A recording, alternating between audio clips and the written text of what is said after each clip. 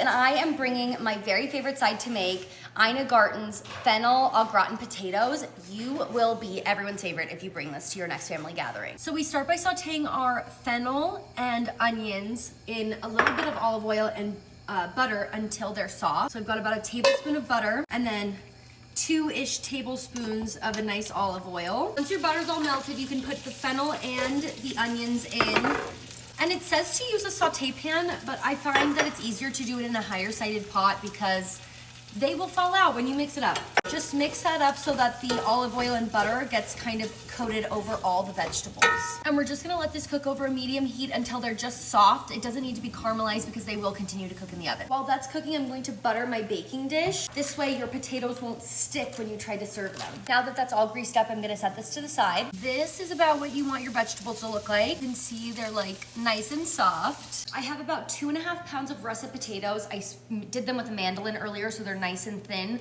They oxidize when you let them sit for a while, so don't be worried, they taste the same. You won't even notice when you make it. I have about 3 cups of Gruyere. The recipe calls for 2.5, but I like to do a little bit extra. And then 2 cups of heavy cream. You'll need salt and pepper and your vegetable mixture that's cooking on the stove. So you're gonna put your potatoes in, your onion and fennel in. You're going to pour the whole 2 cups of this. You're gonna put 2 cups of cheese into this mixture and you're gonna reserve the other cup for on top at the end so that it gets a nice crust on top. And you need to do some salt and pepper. It only calls for a teaspoon, but I like to do a little bit more than that. Just listen to your heart. Give that a nice little mix. Gentle though, so you don't break your potatoes because they are very delicate. Once that's all mixed together, you're gonna pour it into a baking dish. I could not tell you what size this is, like 9 by 13 or something like that.